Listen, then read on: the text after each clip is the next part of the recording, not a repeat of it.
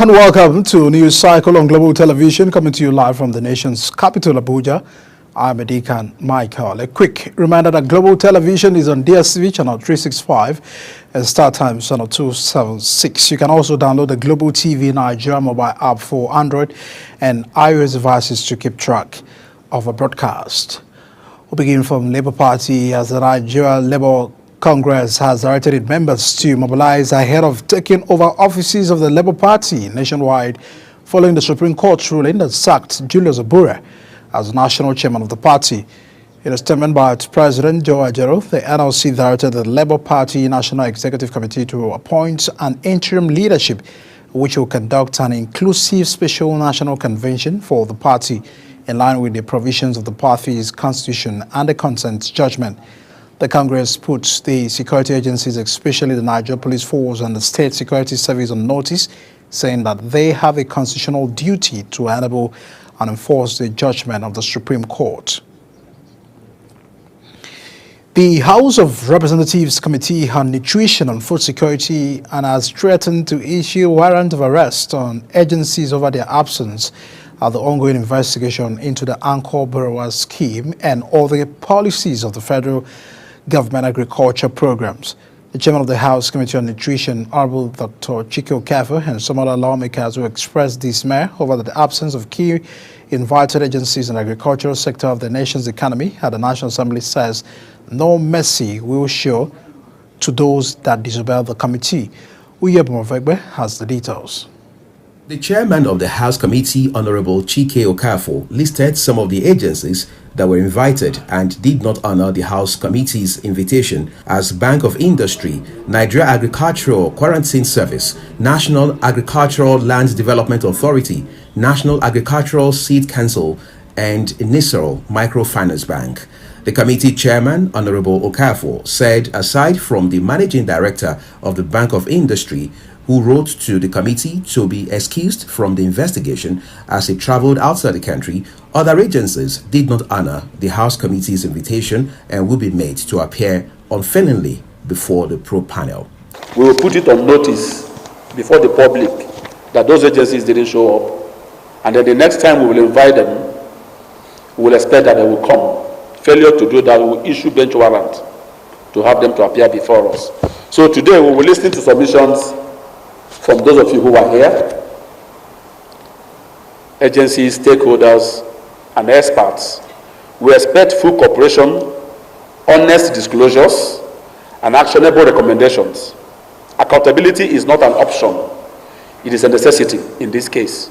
The House Committee had in an opening remarks stated that the investigation is not to spite any organization, rather it is to uncover the truth, identify systemic failures, and ensure that funds budgeted for food security is judiciously used. And our other statutes authorizing and mandating your bank or your institution or your agency in its responsibilities, proof of funds received by you from federal government and other agencies or intervention schemes, name, addresses, and contact persons of relevant donor partners collaborating with you.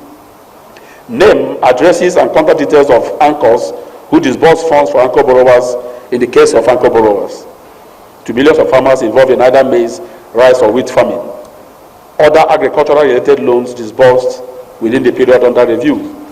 We also will want to see the list of beneficiaries according to states and geopolitical zones, terms and conditions of loans, disbursements, and support, including recovery plan, where necessary.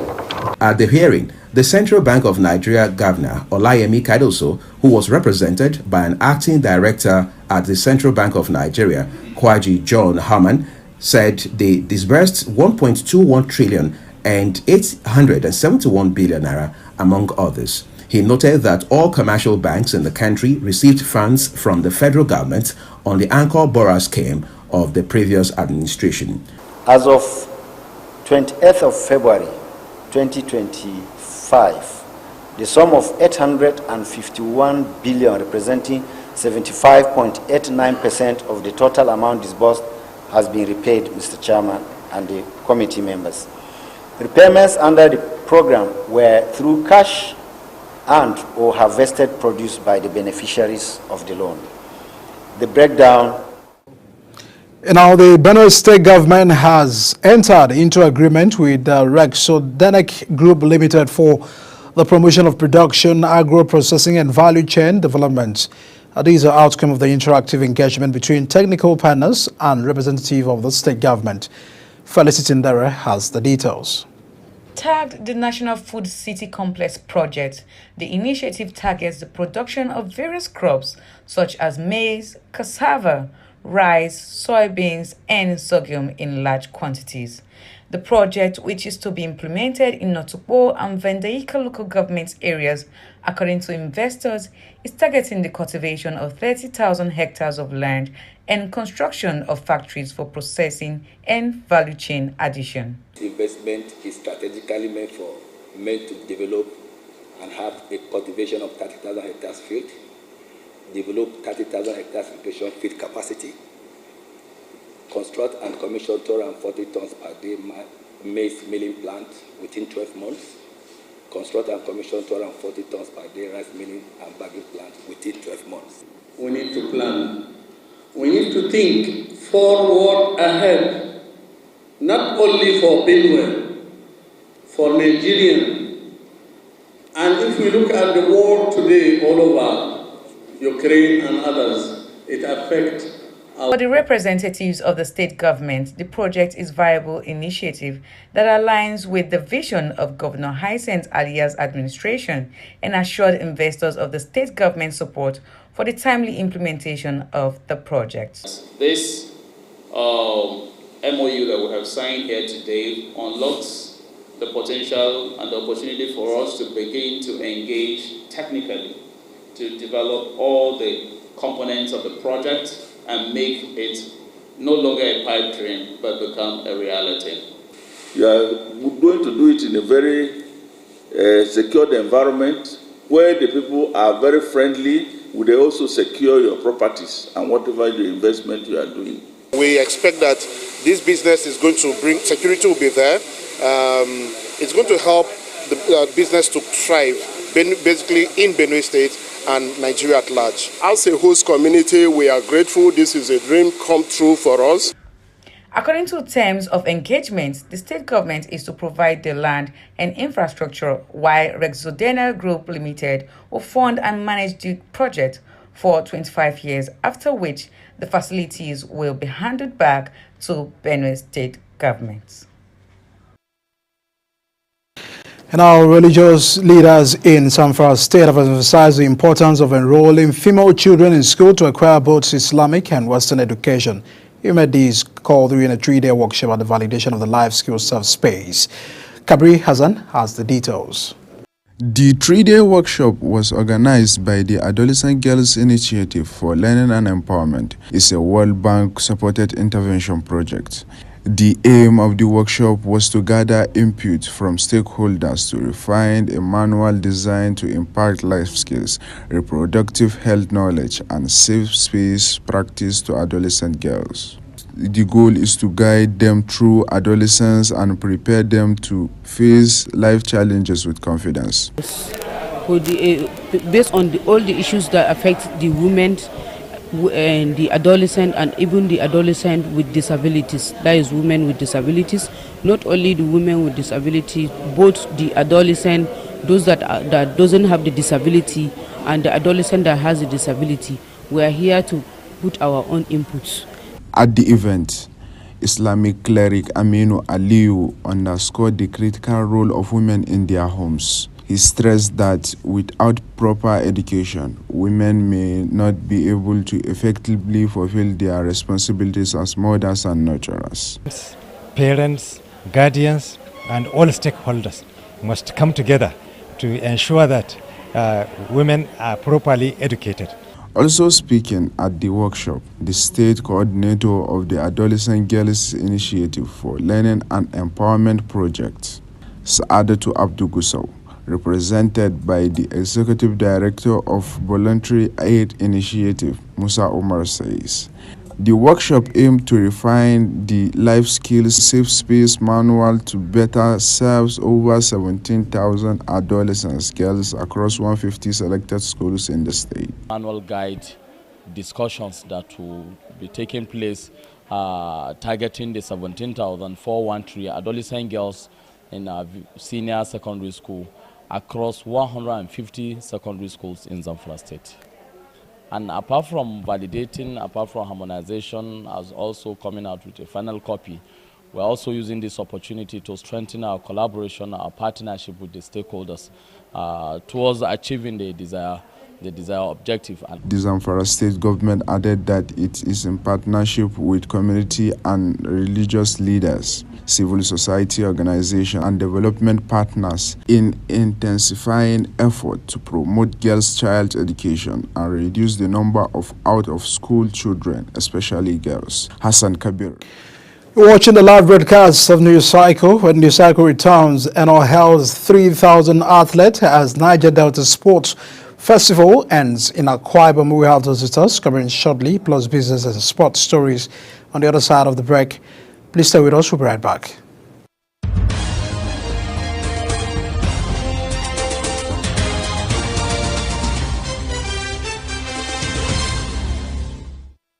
Do you know that global television can be watched in Nigeria and all over the world?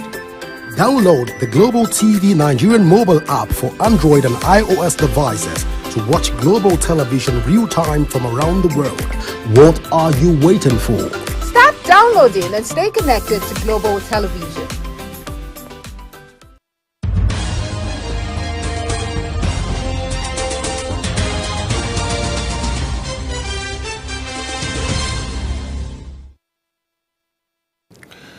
Welcome back, and now to business news. The Federal Executive Council has officially directed the full implementation of the suspended Naira 4 crude agreement with local refiners.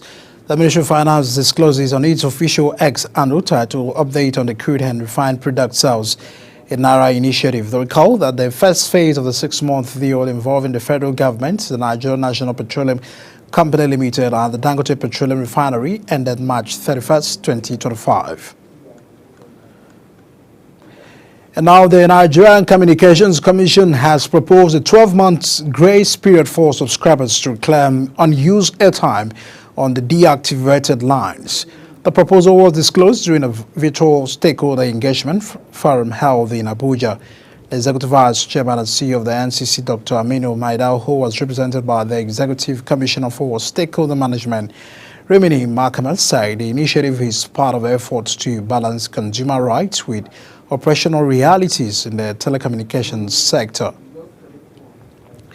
In our 24 scene, officials says a Congolese President Felix Tshisekedi, battling anti-governmental forces in the country's resource-rich east, has discussed a possible mining deal with the senior envoy of the United States President Donald Trump. Abumavegbe has the report. The Democratic Republic of the Congo's enormous mineral reserves are critical to global supplies of lithium and cobalt used in cell batteries and electric vehicles, tantalum, tin and gold in electronic devices, and copper for power lines and uranium.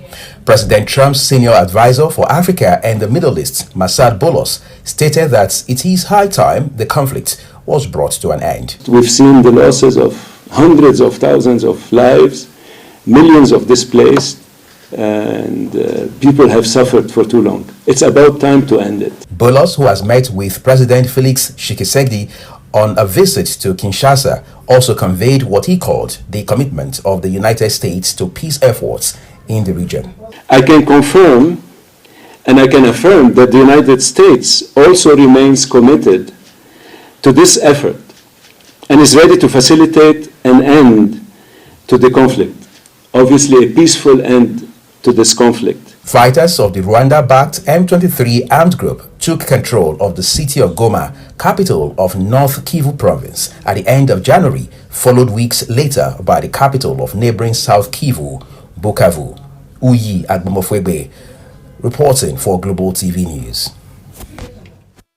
And on to sport news. Governor Umoyan of Akwa Ibom State has congratulated over 3,000 athletes that participated in the Northern edition of the Niger Delta Sport Festival, declaring that all of them were winners. He also called for nurturing of all talents that have been discovered through the fiesta, which held at Godswill Akpabio International Stadium, Uyo, from April 1st to 8th. Governor NRO was represented by the chairman of Uyo Local Government Council, Dr. Wemedi Moldo, made the remark at the closing ceremony of the one-week sport festival with the theme Niger Delta Beyond Oil. Civilian striker Akol Adams, who missed the rest of the 2024-2025 campaign after suffering a serious thigh injury during the recent 2-1 defeat to Atletico Madrid on Sunday, the club have confirmed the 25-year-old Nigerian forward who joined from the Montpellier in January for 5.5 million euros has been sidelined with a rectus femoris muscle injury in his right thigh. And that's a package here on News Cycle. A quick reminder that Global Television is on DSTV channel 365 and StarTimes channel 276. Kindly follow us on our social media platform now shown on the screen. You can also watch and download the Global TV at your Android and iOS devices to keep track of our broadcasts. On behalf of the top production team, we say thank you for joining us here on News Cycle. See you again.